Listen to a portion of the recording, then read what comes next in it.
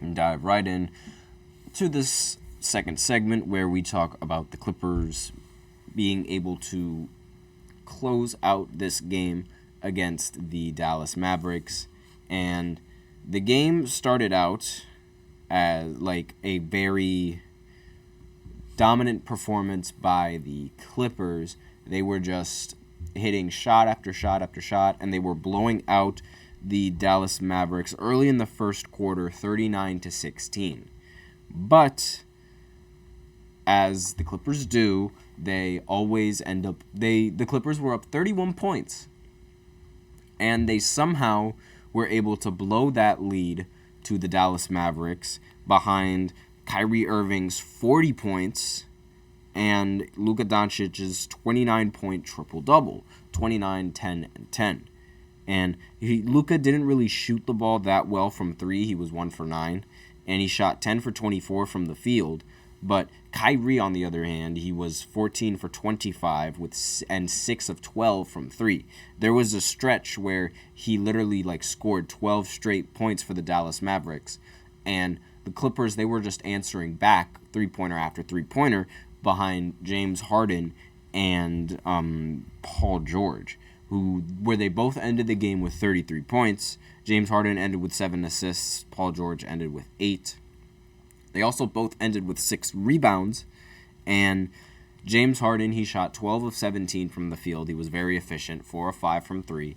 Paul George shot 11 for 19 from the field, 7 of 10 from 3, and both of these players were very efficient. Late in the game for the Clippers, James Harden ended up being the savior for them. He was basically spamming floaters, and the Mavericks, they didn't really bother contesting him on a lot of the floaters that he was attempting.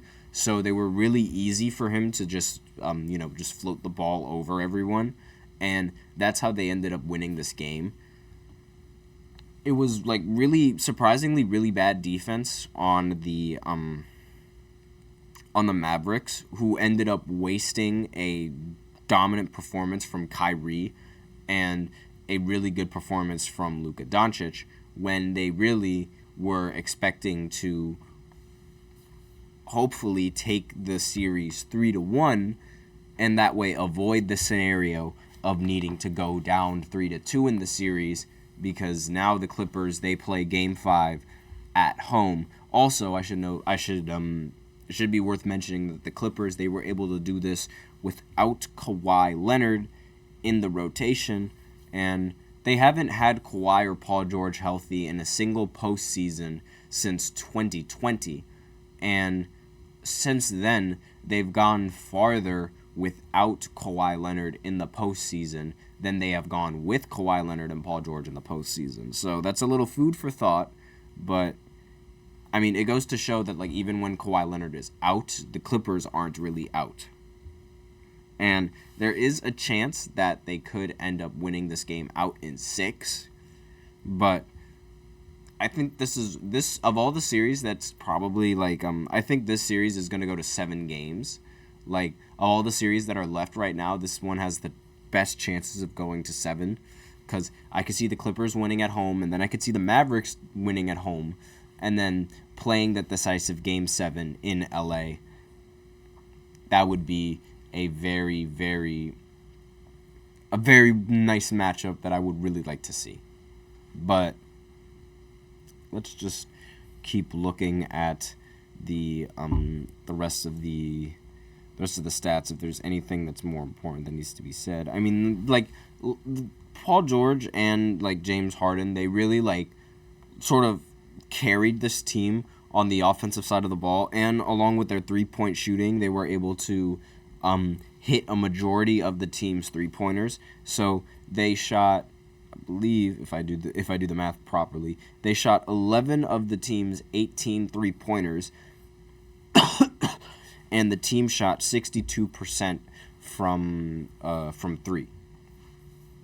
So obviously, the team was very good at shooting the ball, and even with Kyrie Irving's 40-point performance, which again was completely wasted by the Dallas Mavericks, and Luka in the press conference, he even said that he felt like he was letting Kyrie Irving down because of like Kyrie's great performance going into this game, and like if Luka shot the ball just a little bit better, they probably would have ended up winning, because there was a segment where Luka was just shooting bad shot after bad shot after bad shot from 3, and none of the shots were even close to going in, but he just kept throwing up the ball, and it was really bad to watch. But then Kyrie started doing it, and Kyrie started hitting. And he was sort of the catalyst for that team to make the comeback. Now, obviously, like, it wasn't enough, because James Harden and Paul George, they were able to provide enough scoring for the team to be able to win out in the end.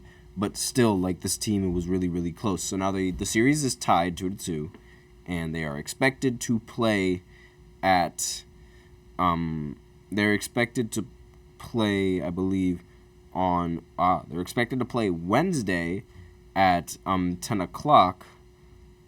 And yep, they take a few days off before they move before they go back to Los Angeles and they play that next series. I don't know why it takes them that long. Like, I figured they would end up playing like at least on not today, but maybe like tomorrow. But especially like since the Magic, like, they play tomorrow as well, so it only makes sense that you have both of those Game 5s to play on that day. But I guess, I mean, do the Clippers? No, yeah, I guess that makes sense. They still have the Heat series and the Celtics series. They're still, even though the Timberwolves will have a very long time to rest before their next series, which honestly I think that puts them in the best advantage for these playoffs, because I mean, let's see, they're the 3rd seed, so depending on what team makes it out of the postseason, then that would be the team that plays either the Nuggets or the Timberwolves. So depending on what team makes it out is going to be dependent on whether or not the Timberwolves play the Nuggets or if they play a different team. Yeah, the seedings, they're still obviously like unknown, because only one playoff series has been decided, but at least they don't have to worry about playing another game or like a few games afterwards and exhausting the rest of their players.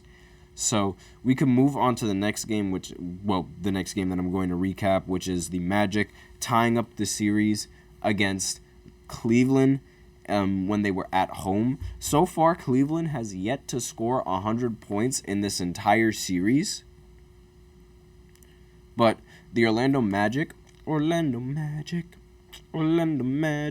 were able to do it in this game, and they won 112-89. So, excuse me, it really seems like all you got to do is score 100 points and you end up beating Cleveland, because, like, again, Cleveland has yet to score 100 points in this entire playoff series. And Is it a problem with like the rest of the scorers? I mean, they're really scoring, but like they're scoring, it's just not enough, I guess you could say. Because it's like this team is like, it's usually accustomed to playing like it's typical like team basketball, but the production that these players are giving, they usually they would have to hit a few more shots than they're hitting now in order to win in these games, because Donovan Mitchell going 5 of 14 from the field is not going to help your team win in the playoffs at all. And Jarrett Allen, he was the leading scorer for this team. He ended up scoring 21 points, 8 for 11 from the field. And Darius Garland was 5 for 11 as well. He shot he had 14 points. So, rather impressive coming in from Garland, but there needed to be a lot more production coming in from Donovan Mitchell if they wanted to even do something. And even then, with how badly the Cavs were shooting from 3, they shot 23% from 3, 4 for 17, and they also shot 47% from the field, while the Orlando Magic, they were able to shoot 12 for 26 from 3, and 55% from the field, 43 for 77. So they played much better in this game. They did not have Paolo Banchero's scoring like how they did in the last game, where he shot 4 for 14 in this game and ended with 9 points. But Jalen Suggs, he ended the game with 12 points, 4 of 7 from the field. And Franz Wagner ended the game with 34 points and 13 of 17 from the field.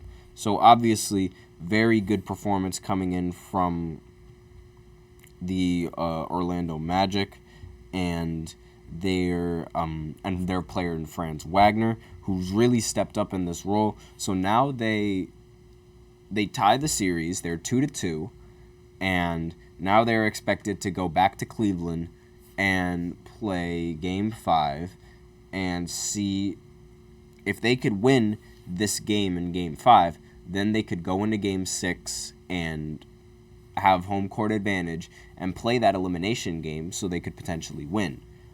But then there's also the possibility that they could lose in Game 5, but they still have that Game 6 where they could keep their season alive.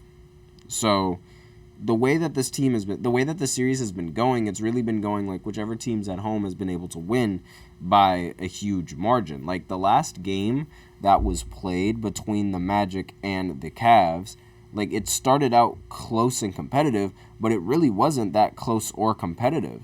Like the final score was 121-83 for Game 3 of the playoff matchup. And again, in the last matchup that they played, the final score was 112-89. So there's a lot of scoring, and they're winning by a lot of points.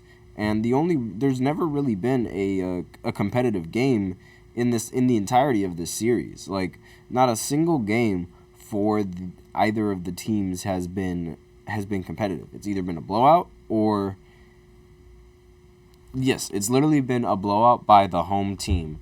And it might start out a little bit like close, but it doesn't end off close. And it's one of unfortunately, it makes it for one of the more boring series of the entire playoffs because it's like whichever team is going to get the lead is going to be the team that ends up keeping it for the entirety of the game. Like it started out close in the first quarter. But that was literally just about it.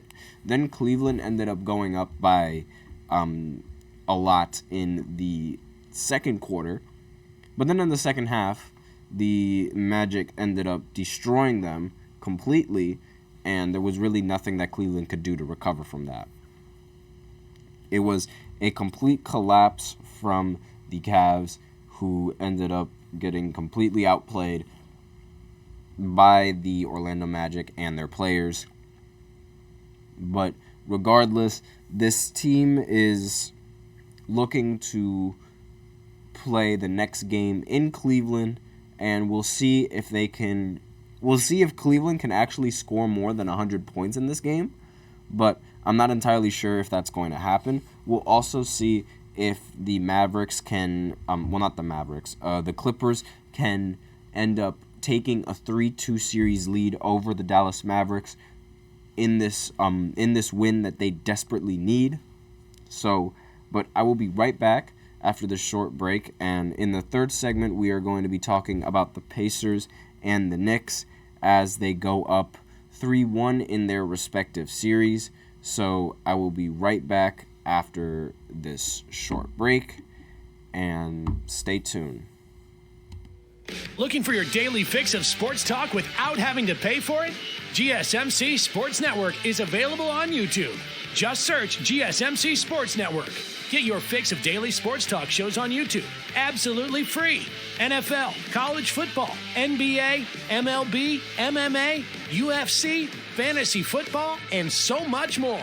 GSMC Sports Network has shows running all day long, with new sports shows starting every 2 hours. Just like on your favorite cable sports channel, except GSMC Sports Network is absolutely free. Just search GSMC Sports Network on YouTube to catch one of your new favorite shows, like the GSMC College Football Podcast, Chip Shot Football Podcast, Hoops and Heels Women's Sports Podcast, GSMC Basketball Podcast, and so many more.